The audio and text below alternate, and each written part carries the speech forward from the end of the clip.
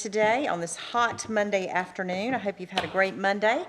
I do want to remind you that this is our workshop this evening, so the only item that we'll be actually voting on is the approval of the agenda, and all the other items will be discussion items that we'll actually vote on next Monday. Normally, this meeting would have been the first Monday of the month, but with the holiday coming prior to that, it would have been difficult for the team to get all the agendas ready and get everything ready with having that Friday out of the office. So we rescheduled the meeting for tonight, and we're glad that all of you are here. We do have agendas that are on the podium, so if you'd like to grab one, you can kind of follow along with where we are in the course of things. But gentlemen, we are called to order, and you have the agenda before you, and Jessica has sent that out to us in plenty of time to review, so I will take a motion concerning that agenda. Motion approved. Okay, Second. all right, so I have a motion and a second. Any further discussion? All those in favor, please say aye. Aye. Any opposed? So that does pass. If you'll recall, at our last workshop, we talked about the importance of our City of Tifton team being involved in sort of extracurricular things that are outside their scope of day-to-day work. It may be an association that they're affiliated with, or it may be extra training that they receive, or volunteering for various boards and authorities that are in relation to the type of work that they do for the city. And at our last meeting, we recognized Gail Drayton, who's been with the city for some time and does a wonderful job with our municipal court. She is the incoming president of their Association of Court Clerks, so we're very proud to recognize and honor her. And tonight, we wanted to recognize another part of our team that really has kind of gone above and beyond the work that they do day to day for the city. And I'd like to call on Sparky Lamb to come to the podium. Sparky, we'd like to, one, recognize you, but also you are very, very involved in various building organizations and code and different things. Can you just sort of share with us a little of the work that you do and how you represent Tifton on these various boards? Yes, ma'am. Thank you for having me. In 2021, I joined MGIA, which is Middle Georgia Inspectors Association. I was just a member, and in 22, I got voted to be the president. So we do quarterly training, continuing ed annually, and affiliated with BOAG. So that's how I got involved with BOAG, which is Building Officials Association of Georgia. We have a conference once a year in May. I started BOAG in 22, and also in 22, they voted me onto the board of directors.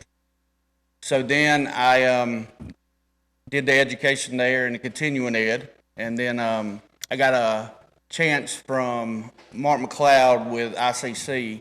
I flew to California last October and got voted on the International Council Committee. Say that fast 3 times. And just the committee gets to sit in on hearings and listen to codes being implemented and why they're there.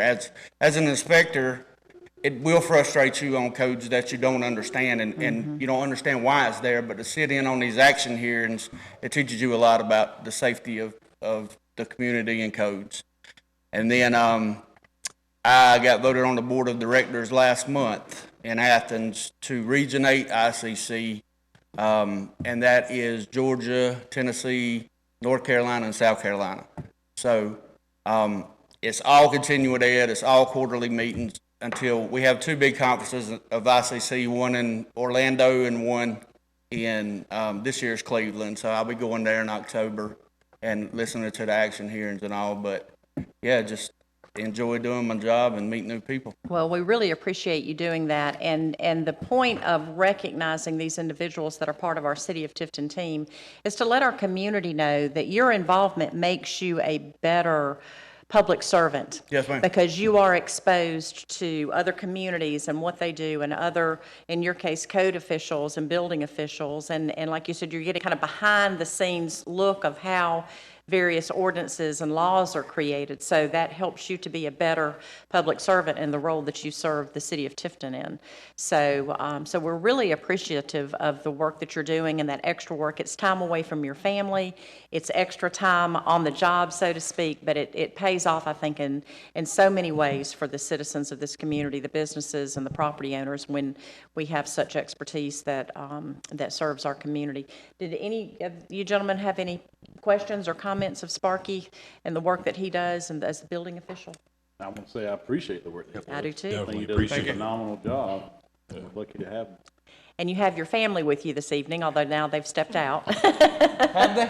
He must have been bad then. He was getting a little antsy. Right. But please share with your family how much we appreciate them sharing you with us. Yes, ma'am. And, but we're just very thankful for the work that you do, and we're glad to be a part of this team and anything that we can do to help further that mission of the code and building community development. You let us know, and we're here for you. So, but thank you for what you do. We're very proud of you. Yes, ma'am. Thank you. Let's give him a round of applause. I would like to add to that before Sparky got involved in all this, he called me and asked me would the city support him. Because this requires time away from the city. And I said, absolutely. When you're talking about International Board of Codes, I mean, that's a big deal. That's a big, And he's on that board. So Wonderful. I told him we would support him 100%. Well, we do, 100%. So, yes, thank you. Keep up the good work, Sparky. Thank you. And we'll continue to recognize, there are so many of our team that do go above and beyond, and so we're going to continue to recognize and let our community know the work that they do. All right, moving on to new business. Jessica, you've got like the first 22 items on the agenda, it looks like, but so we'll just kind of flow from one into the other. But we have a request for designating La Fiesta del Pueblo as a festival. Yes, I've included their request. They're requesting the same as they did in previous years. It's a one-day event in September, and they're wanting to utilize the park. And the festival designation is really just to allow alcohol, so they're wanting to allow alcohol on that Saturday during their event time. Okay, so it's just basically a repeat of last year then. All right, and then before we move on to the Essence Festival, any questions for Fiesta, gentlemen? I got a quick question. So, when is that festival? In September, you say? September 27th. Sorry, this thing popped up. We're gonna have an issue with the Yes. date? I don't know. Larry, do you know if the stage will be finished by then? Well, we found out last week there's been a delay on the roofing. They're changing to a different bracketing mechanism for the roof, and those got to be manufactured. And we're waiting to hear back from Stacy. And we had planned to have a ribbon cutting the 1st of September, I think September 5th, but we might have to move that to a later date. But I was pretty emphatic with Stacy that we want it done for this festival. Sure. September 27th, but I haven't heard back from him yet. So, if it's not completed, we'll have to rent a stage. It's probably $3,000, but it will be in the park with the stage or without. We'll have to rent one if we have to, but we still haven't tied down the date. Okay. But we're trying to press Barber Construction to finish it by that date. We can move our event on the September 5th, but the Fiesta needs to go on with a good stage, whether we have to rent one or use the new one. So we haven't heard back on that. Okay. We're cutting it close, it sounds like, but hopefully it'll be done. All right. Any other questions for Fiesta? All right. And then Essence on Main Festival for October 25th? Yes. That's a Saturday as well. And Latasha Howard is here, and she's going to speak to that. This festival, last year they held this festival in downtown. They held it at Cato Knight parking lot, but this year they are requesting to close off First Street and have a stage and the event activities on First Street. Okay. You want to add anything, Natasha? Okay. Okay. All right. Any questions, gentlemen, for Essence on Main? Okay. All right. Thank you. All right, Jessica, the next item is yours as well, the resolution accepting the Community Home Investment Program, which is our CHIP grant agreement. Their required program policies and procedures and sounds like just sort of a lot of housekeeping that we need to adopt. Is that Yes. correct? So items 4 through 8 deal with the CHIP grant program. The first one is accepting the award. It's been a couple of months ago, we did receive notice that we got one.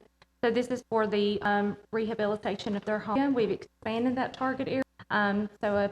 We built their home and different things in order at accepting the policies and procedures state.